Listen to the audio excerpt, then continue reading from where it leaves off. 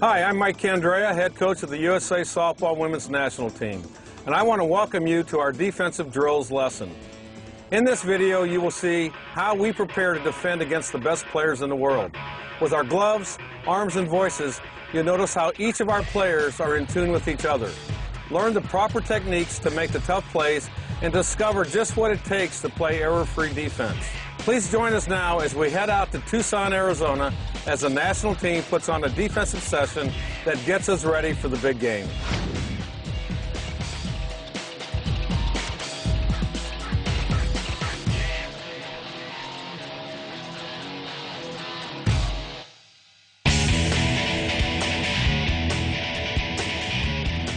One of the first elements in our practice planning is the phase of us getting loose and getting warmed up. And as you can see here, we're doing what we call an active warm-up. Many years ago, a lot of people thought that all you needed to do was do static stretching, but as you see right here, Brandon is taking the team through an active warm-up that gets us prepared for being able to be ready to move and do the things that we need to do to get things prepared for practice. Nice and long, nice and slow. We usually spend about 15 minutes at the beginning of practice, which allows us to get our players prepared, get their muscles loosed, get their blood flowing a little bit. And this is important to prevent injury more than anything. And it's an element in a practice plan that many coaches tend to overlook. Pause when you drop down. Then hit your hip. I would recommend that every coach has some type of a plan for their players to warm up. Just don't send them out in the outfield and tell them to get loose, but really have something that is on paper that they go through each and every day that they can take to the ballpark prior to games.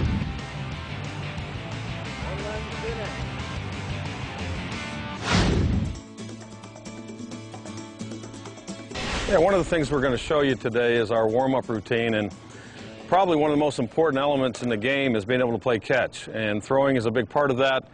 And we do things for a couple reasons. One, to increase our accuracy with throwing, but the other thing is to prevent injury. Most young kids don't realize that this is a ball and socket joint, and it's made to go in a circle. And it's not made to look like a bow and arrow. And so all of our drills that we do, we're trying to be able to make sure that we have a good arm circle, but also to make sure that we're departing backspin on the ball. We want the ball to spin in a 12-6 rotation. And as you see here, I've got a strike ball that we use sometimes to warm up with. And all this does is give the players feedback that they're rotating the ball properly. And if they're throwing properly, you should see that line straight up and down. Otherwise, if the line is tilted, we know that they're not releasing the ball and getting good backspin as they release. But we're going to look at a couple of things. The first drill we're going to do is a little one-knee drill to work on staying on top of the ball as we come back. And the other thing, it's a great drill to work on getting in a good arm slot when we're throwing and making sure that we're using our wrist to depart backspin on the ball. So I'm going to bring Caitlin and Laura Berg in at this time. We're going to start with the one-knee drill. And this drill, the purpose of this drill, number one, is to make sure that we're staying on top of the ball as we create our arm circle. Okay. The other thing is to work on wrist snap. But one of the common faults in this drill is kids will sometimes open up and they'll start throwing with their chest open to their target. And obviously, everything that we do in the game, we want to make sure that our hips and shoulders are in line with our target. So I have them get at a 45-degree angle.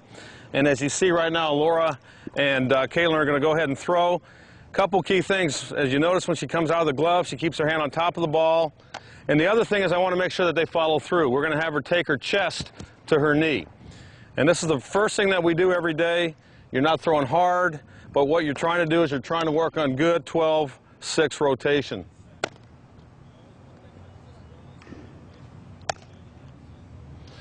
Okay, another good teaching cue is when she goes back to get set, you always want to make sure that this ball is pointing away from her. Okay, anytime you see a thrower with the ball pointing this way, they're going to throw a pie. So you want to make sure when you create that circle that the ball is pointing away from you as you get to the top of your circle. There you go.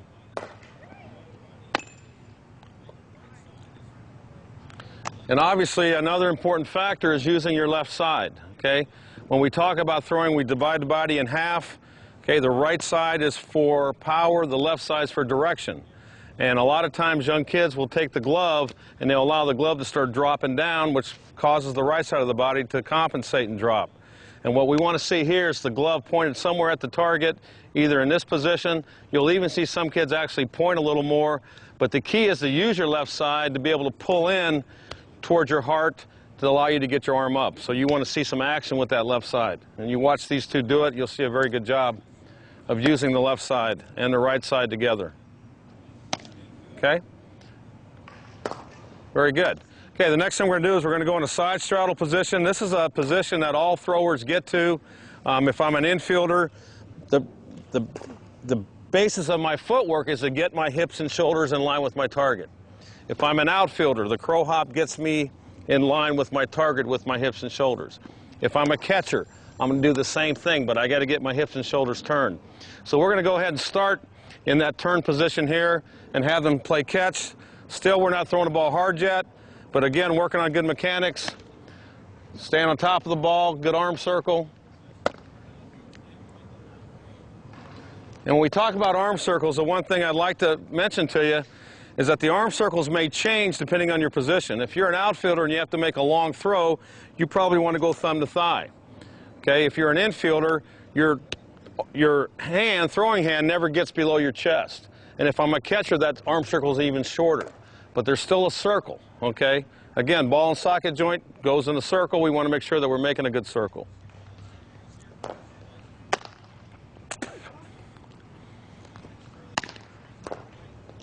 Another cue on this, obviously, is when she follows through, you're going to see her take her shoelaces to the ground, both of them. That makes sure that they transfer their weight from their backside to their front side. Load on the backside, transfer your weight to a firm front side. Same principles as we use in hitting. Okay? Okay, now the next one we're going to do is just a drill where we cross over and throw to work on really, again, staying on top of the ball, but trying to create some tension in this area of your body, the scapula. And a lot of times kids don't load up with their upper body, and this drill will kind of get them to feel what it's like to get a little tension in their scapular area to be able to create more velocity on their throw.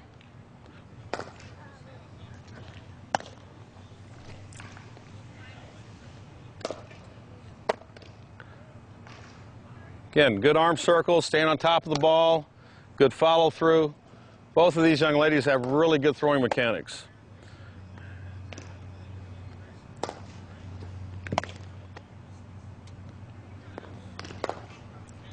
Okay, now from here we're going to start doing long toss. And the only way that you're going to increase your arm strength is to throw long distance.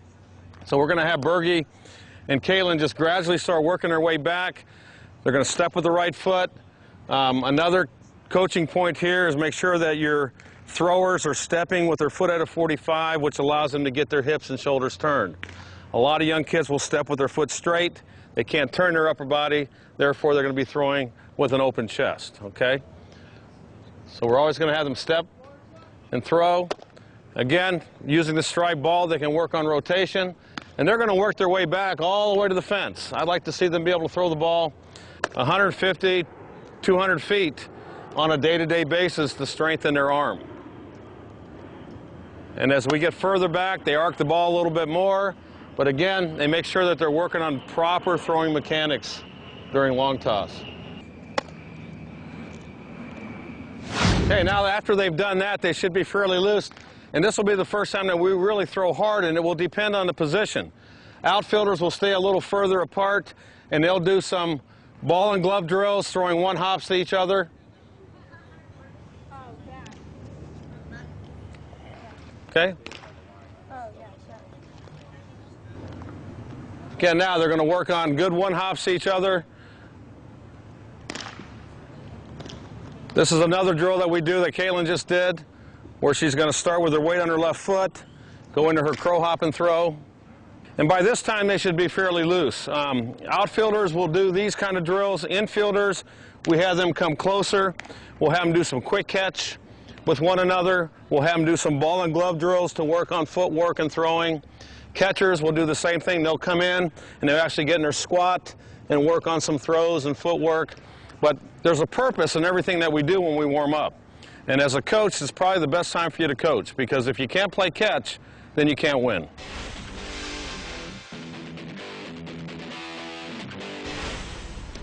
When working with young athletes, it's important to have a progression. The progression that we use in developing infielders is rolling ground balls at them first before we start hitting.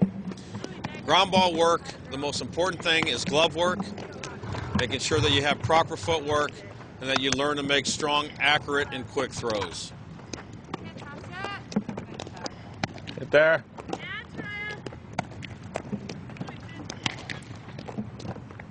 One of the most important elements in the game is to be able to break down the game. And as you can see, even at the elite level, we start off by rolling ground balls to our infielders. And the purpose for this is really to work on glove positioning, to work on footwork, and it really gives you a great opportunity to get a lot of repetition in a short amount of time. I always like to have our infielders make throws. Very seldom do we take ground balls and not make a throw. Let those fade toward your target. Even if you shorten up the throw, plant throw. At least they still have to get in a position to be able to make a throw and execute the throw. So we start off with roll ground balls at them. Here we're going to the backhand. But we try to use every element that an infielder is going to have to be able to get into to field the ball, and try to duplicate that in these little drills.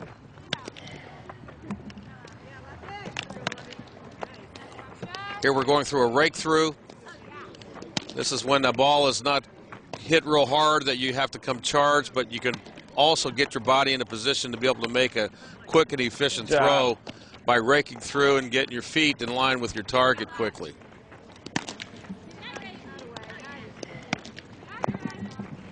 Here we're doing short hop drills, and all we're doing here is trying to get our kids to come get the short hop and not lay back on it.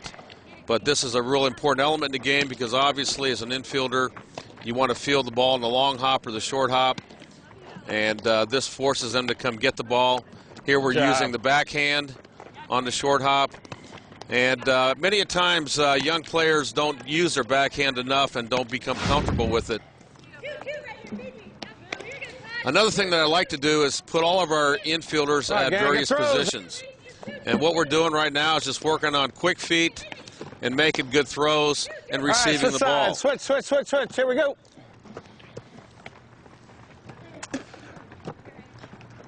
As you can see, we try to make sure that we're keeping practice moving, try to get a lot done in a short period of time. But here we're fielding ground ball, working on getting that right foot down quick, making a strong, accurate throw. Get him in the chest. And then on the other end, they're working on receiving the throw, making sure that they're getting body in a good athletic position with their thumbs up, prepared to catch the ball no matter where it's thrown at. So I'll work the fielders, balls right at them, balls to their left, and then balls to the line or to their backhand side. Don't sacrifice quickness for accuracy. We need both.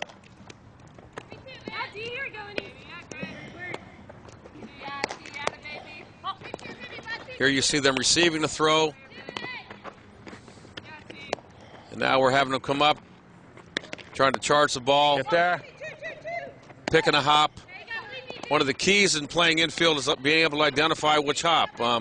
Obviously, you're in control of which hop you're going to choose the field. Keep talking, and like I said, we want to make sure that we're fielding the ball in the short hop or the long hop. All right, switch sides real quick. You guys are covering first this round. First base.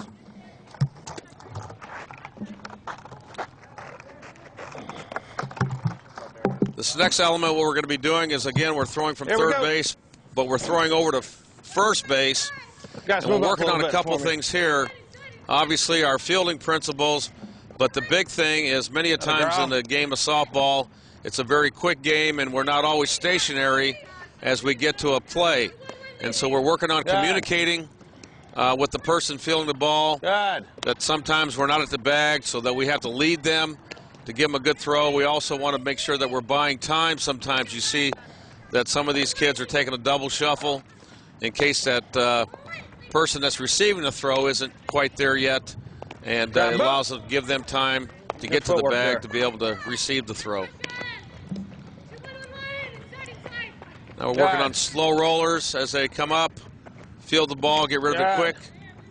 A lot of things you can do in a short period of time, though, with this drill here.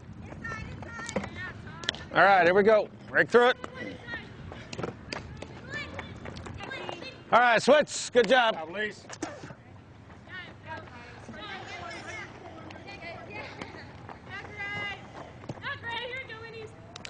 Make it tough Softball's on a him. game Here of we go. monotonous repetition of fundamental skills. And as you can see in our practices, we do a lot of ground ball work, whether it's rolling ground balls and then eventually actually fun-going ground balls or hitting ground balls.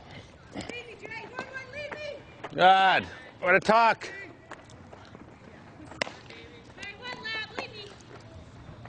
There to go.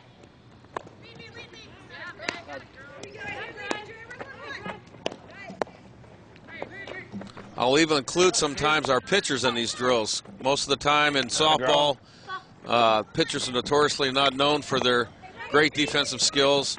So we throw them right in here with our infielders. And usually I see a lot of improvement by them being able to watch what proper footwork looks like and quickness looks like without rushing. Right. And it's a good drill to incorporate with everyone.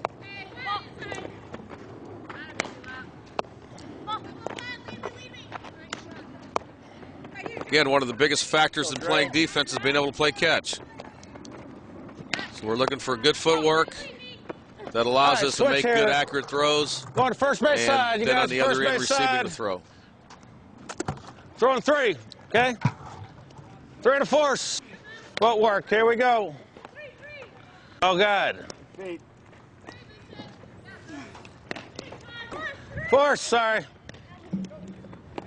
Get ahead of myself. Hey, I need the ball right in her chest. Okay, we're right now in her working on a chest. force play. Obviously, the throw, we want it above the waist. Again, this is a great drill to work on footwork because you can't get lazy if you've got to open up on that other side. I want you to notice their footwork, that they get their hips and their shoulders in line with their target. If they don't, they have a tendency to not make an accurate throw.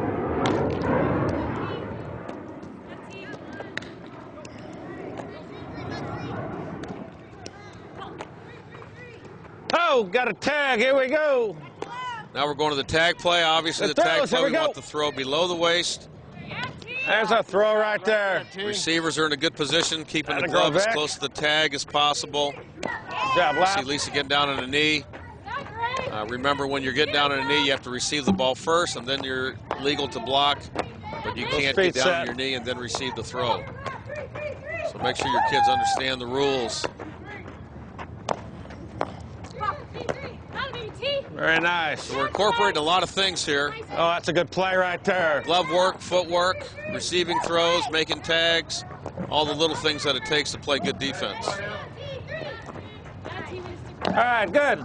Let's go to shortstop, short and second. Okay, this drill here, we're working on footwork, that actually for gang. middle infielders on a double play feed. All right, here we This go. is one time Good underhand that flip. we want to field the ball off our throwing side. Here we're going toward the bag. Obviously, we're working on our shovel feeds here. Very important that you stay moving through the ball, that you stay low. You give them a nice firm feed, but the big thing here is that we're showing them the ball. We're trying to get rid of the gloves so that the receiver sees the ball clearly. The receivers are working off the bag as if they were second baseman, working off the back of the bag. Good. And now we're going from second base on the feed to the shortstop, covering the bag. Here we're working on footwork. Obviously, we want to open up our hips you gotta as quick shuffle as possible. Boom. And you'll see a couple of varieties of footwork here. Ball to their left, they're going to use a kind of a shuffle to replace their feet, getting their hips and shoulders in line with their target. All right, Vic, coming at you here. Here we go. Here we're using a underhand feed. Anytime your momentum takes you to the bag, Move through it. we're going to try to move through the ball. There it is. Again, showing the ball Square up, move through it. to Good. the receiver, making a nice, firm, There you accurate go. throw.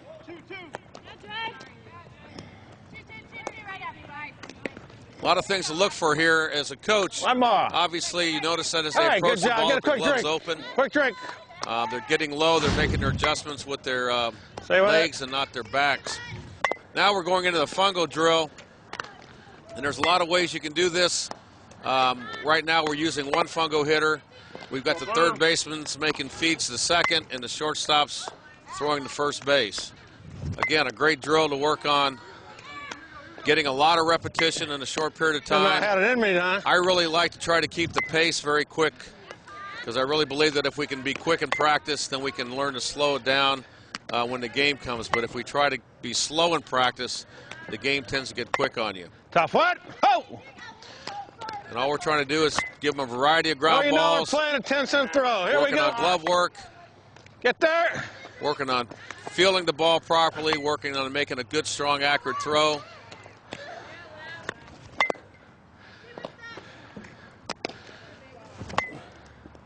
But try to incorporate all the different plays that your infielders are going to have to make. Balls right at them, balls to their throwing side, throw balls to their glove hand side. Yeah. Yeah. All right, we're switching sides. Once we get pretty proficient with this, then we'll use two fungo hitters, burner. and so probably double the amount of ground balls that we take during that time.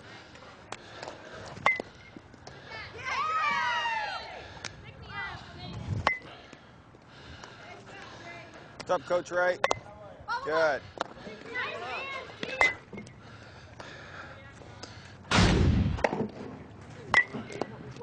Here we got the shortstops making feeds to second, third baseman's throwing to first. This is the play here at shortstop that we're going to try to field the ball more off our throwing side so that we can be a little quicker. Notice that they're opening up.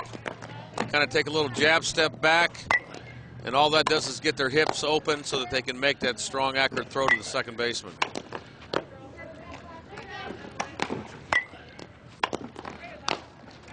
Now we're giving you a little idea of what the two fungo hitters look like here. We've got one hitting the third baseman's.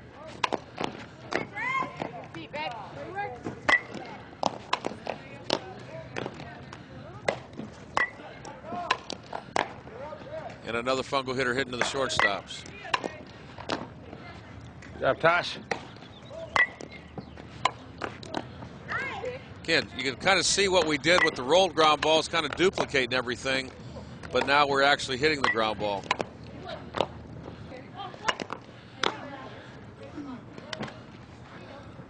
Switcher. Okay, here are the first basemen to throw into second base. Shortstops are throwing to first. Stay with it. That'll girl. It's going to be a tough play for a right-handed first baseman. Obviously, you have to have good, accurate That's footwork, hands. good quick footwork to get your shoulders and hips turned. Probably the most difficult play to make. So anything to your throwing side, they're going to open up. Anything to their glove side, they're going to turn their back. Okay, let's go right Pivot and side. throw. First baseman, second baseman's communicating. Here we go. Playing it live. Another aspect of playing defense is communication. And here, Good. many a times, that little ground ball between the first baseman and the second baseman, there can be confusion. You know, how far does that first baseman want to go to get the ball? And so we do a lot of work where we're going to actually have them communicate. If the second baseman has a play, then they're going to call the ball as quick as possible. The other thing is, this also gives the first baseman an idea of how far they can go off the bag. And if they do get off the bag, they've got to learn to make a nice, soft, accurate throw or take it themselves, as Jenny did just there. You can kind of hear the communication. Okay, here we're using a Here we go, Todd. force play at the plate. Right here. Obviously, the infield's playing in. Yeah, Gray. Shoot forward, left forward. Yeah, Gray. Here we go. Come on, Vic. Shoot forward. Again, we want that throw chest high, above the waist, Not a baby. because most of the time on this play, obviously, the catcher may be making another throw Hey, tag, tag. to first base. Here we're doing the tag. Nice. Again, we want the throw below the waist so that we have a better chance of making a quick tag. Forward, forward. Nice. We also like to throw toward the third base side. Obviously, any throw that takes us to the first base side is going to take us away from the tag, like that one Other right side, there. Vic. Come on, bud. So we're looking for quickness, but we're also looking for accuracy. Hey, good job. All right, gang, get a drink. Good job today. Okay, pitcher's fielding practice is a really important part of playing defense. Obviously, the pitcher's in the middle of the field, and they need to be as defensive-minded as your corners or anyone else in the infield. So one of the things we go through quite regularly is having our pitchers go through their throwing motion and fielding ground balls. And we begin, first of all, with them fielding balls right at them, balls to their left, balls to their right, making the play at first base. For some reason in softball, a lot of pitchers are notoriously known for their lack or inability to throw overhand, and that's something that you really have to work on in your coaching practices, is to make sure that your pitchers are as good fielders as anyone else. 2. Second base. Okay, here we're going to second base. Obviously, we want to make sure they're getting a good fielding position, that they're using their proper footwork, being efficient and quick, but making sure they're getting their hips and shoulders turned towards second.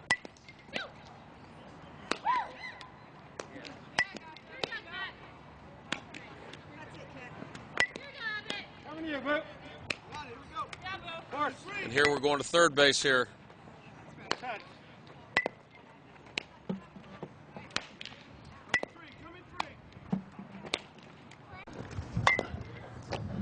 Third base, we're working on the force. Again, we need an accurate throw, but a big thing here is a short throw. We need to have some touch. You know, we don't want to throw the ball 60 miles an hour when we're 20 feet from the receiver. Now we're working on coming up and approaching the ball, getting our body into good position to make a strong, accurate throw here. Obviously, a lefty has an advantage in this Catcher's play. in here. But once again, glove work, footwork, Hey, coming 4 and 4. throwing is There we what go. it's all about. Yeah, here we go. Yeah, Lise. And now we're going to force at the plate. A couple things you see here. One is our pitchers fielding the ball, but also our catchers receiving the ball, getting their body into position to make a throw to first base. This would be the same footwork that you would see Baby. when our infielders were doing force plays at the plate also. Tag play. Tag. Here we go. Now we're going to the tag play again. As I mentioned earlier, you know, the force play, we want the ball above the waist. The tag play, we want the ball below the waist, preferably on the third base side. Third base side. Here we go. Give us a chance. Other side. Come on now. Here you go, Lise. Shoot 4 right here, Lise. Run it, girl. Here we go. Run it, girl, Lise. Yeah. Another thing I like to see is our pitchers actually coming off the rubber with a little more force, like they're actually making a pitch, so they get used to being in that same position as they would in a game. Unfortunately, right now we're a little bit passive here, kind of going through it. And then now we're going to go through girl. some quick plays here. Come on. Stick. Got it, girl. Good job. All right, One of the squeeze. things Here that we will go. kill you, obviously, in the game of softball is the squeeze, and the pitcher definitely is a target for most teams. They're going to try to put the bunt down in the middle of the field, which makes you make decisions because you have 3 people. But also, normally your pitcher is not your best infielder. So we have to make sure that we do enough work with our pitchers so that they are a proficient defensive player for us.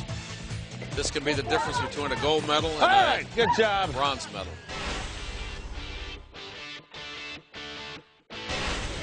And now we're going into some catching drills. The first one, obviously, is a blocking drill. And, you know, it's important that your kids get some repetition in blocking, but obviously you can do a lot of different things so that you don't beat them up by using softy balls. But eventually you're going to have to be able to block a real ball. And here we've got Coach D'Arcy throwing balls in the dirt. And the key here is obviously to keep the ball in front, not let the ball get through the legs, get to the backstop. And there's a lot of different techniques that you can use to block. But this is an area that you need to be proficient in to be able to be a good defensive team.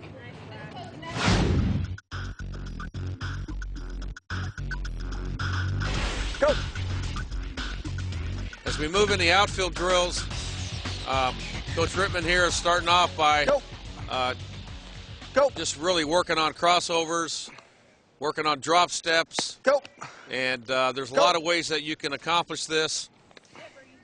One of the key things with young kids is teaching them how to learn to be able to sprint with a glove in their hand. A lot of times at the beginning phases of developing young players, their glove hand doesn't do anything, becomes very passive. All right, here we go. Feet moving, go. So here he's working on number one, making sure the feet keep moving.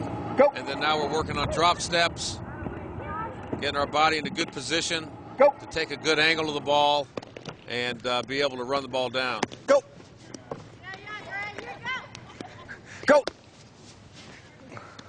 We do this a lot with a real ball like we're showing here, but a lot of times I'll use a tennis ball, have them start off with bare hands to work on soft hands and getting the feel of that. Now he's working on them coming in on a ball, maybe making that low catch, making that decision whether you need to dive, and making sure that your glove's in a good position. Come on, Bergie, keep it in front. Good deep. One more in. Go.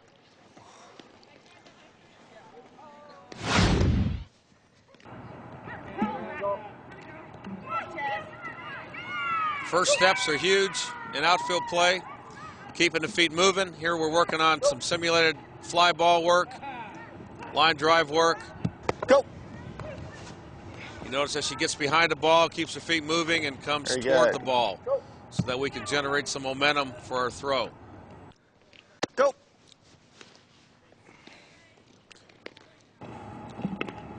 Go.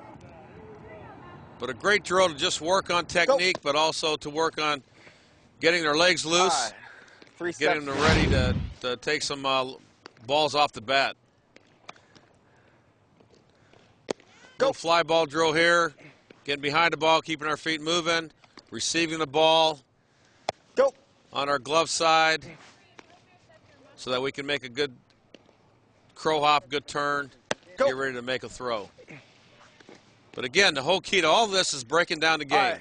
This round, everybody open up glove hand side, glove hand side. Go.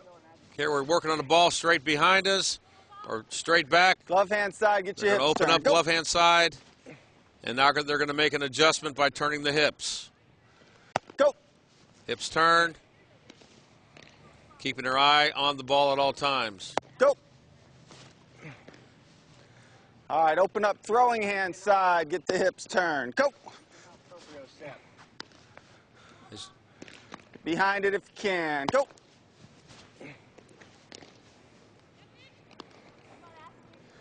Go. Probably the most important aspect of outfield play is being able to drop step. And sometimes you have to make adjustments. You go one way or the other and commit to the ball, and then you might have to make an adjustment. Drop, roll, and reach. First time, glove hand side. Go. Now here we've gone glove hand side, and now the ball takes us to our throwing hand side. And instead of opening up with our hips, we're actually going to just turn. Go. Take our eye off the ball for a minute. Go. And this is just another adjustment that outfielders need to use on Throwing balls hand straight over side. their head. Go. I wanted to see if your receptors were recepting. Go.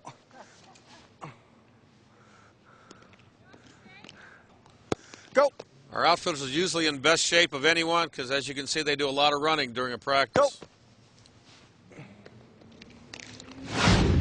Ground balls, easy on the throws. Knee, infield, do or dies. Go. Again, we do a lot of rolled ground ball work. Here we're doing rolled ground balls. Working on getting down on the knee. Take a new one. Make sure we're keeping the ball in front of us. You know, sometimes you play on fields that aren't real good. And if you don't have to throw anyone out, then obviously you can always drop down to a knee to make sure that you secure the ball and keep the ball in front. Notice he's got them turning their back, getting their feet moving, and then being able to pick up the ball. This is a good way to get them to learn how to approach the ball at different angles, different speeds. Huh?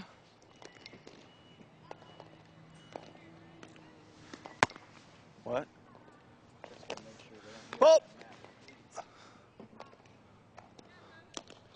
Notice there, Jess put her hand behind her back, working on going down to get the ball regular do or die. with one hand.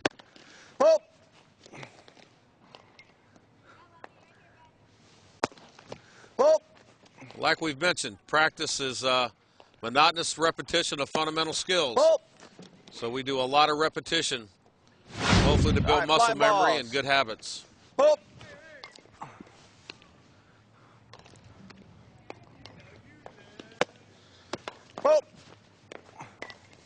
Now we're working on fly ball work again. Remember, get turned squared to me.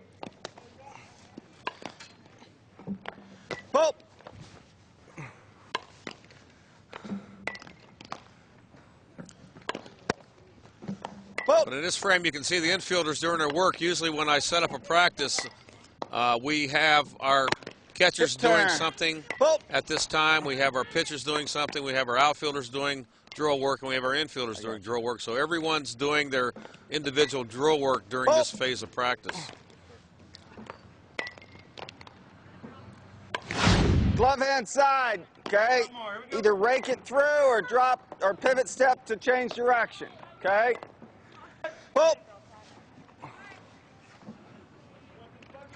Okay, we're working on going to the glove hand side. And we're working on footwork. Good. Rake it across hard. To try to make a throw. Either by opening up or turning our back. Depending on where the throw is. As you see, Bergie there just turned her back to the target, which is a more efficient way if the ball takes you that direction. Another key area in outfield play is obviously working off the fence. And there's a lot of things you need to think about. Number one, understanding where you're playing and how far you have from the fence. You have to be very familiar with working off the fence.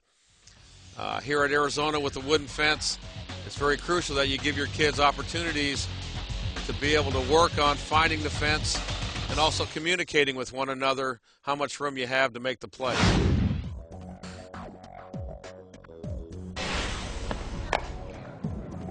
And then our progression now, we're going to go to some balls actually hit.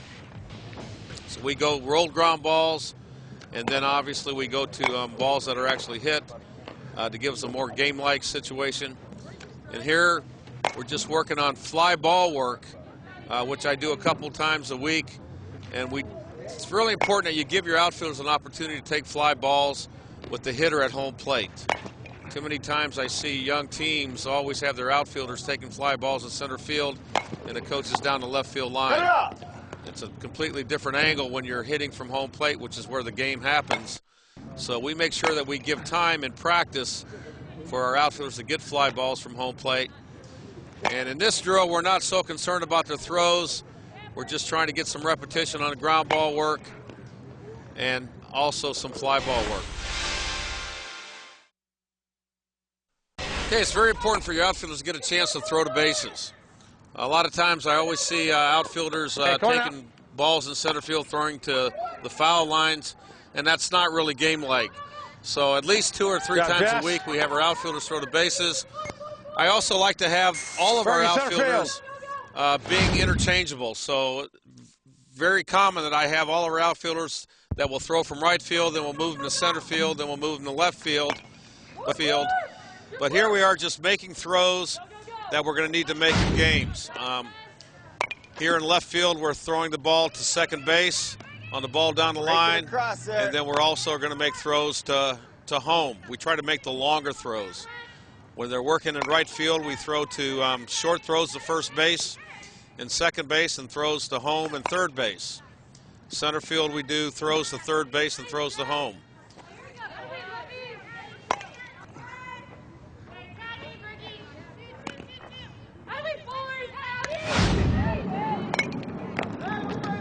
Here we're working on cutoffs Obviously, we're working on two things here, kind of breaking it down, working on our outfielders, getting in a good position to make a throw to the relay person, and the relay people verbally communicating to them, and then working on their footwork to make a strong, accurate throw to the base that the ball is intended to.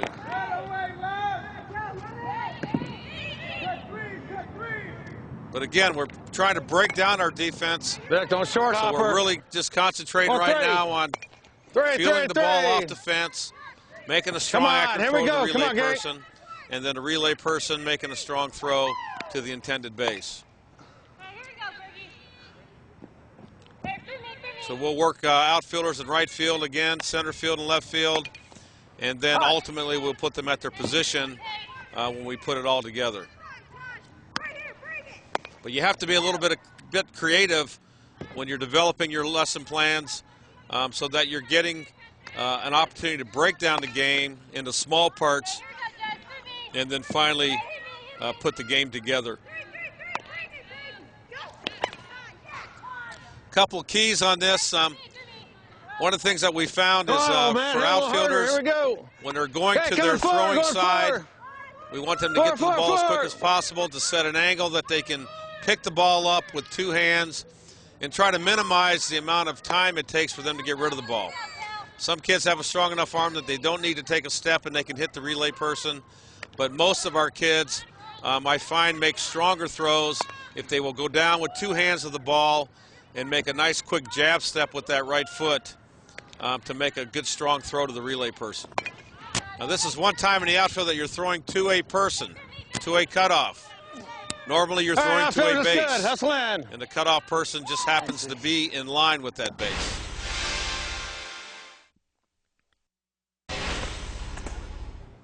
Nice and loud, here we go.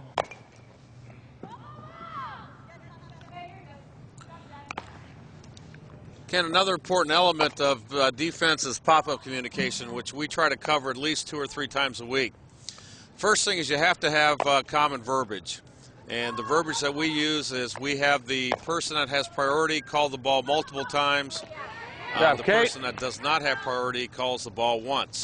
And in this situation here, we have our outfielders who have priority over the infielders. We have our second baseman who has priority over the first baseman. So anytime that there's a ball in the outfield, the infielder would call it once, the outfielder would call it multiple times. If it's a play between the second baseman and the first baseman, the second baseman would call it multiple times, the first baseman would call it once. Good. Reach, you never know. Another key is obviously teaching your outfielders or your infielders to be able to drop step properly. Just like we work on with our outfielders, it's important that that's another area that you need to work on with your infielders, to learn how to drop step, learn how to make corrections, learn how to reach for balls, because these are plays that can cost you ball games if you don't execute. And a big part of this is communication, being loud, being vocal. We're working right now the right side of the infield, and we will also work the middle of the infield where we have the second baseman, shortstop, and center fielder. And then we'll also work the left side of the infield with the shortstop, the third baseman, and the left fielders. Here we go. But here we are just trying to get kids to communicate loud and clear, trying to make decisions early and making the right calls so that there's no confusion or no collisions. The next step would be to put them all at their various positions and work the entire field. But once again, you want to break down your defense. Once they get proficient at these little triangles that we're working at, then we go to the entire field. Positioning, communication, and execution are the core values of good defense. Hopefully through this lesson, you've picked up what we do to achieve success. I want to thank you for taking the time to learn with us today.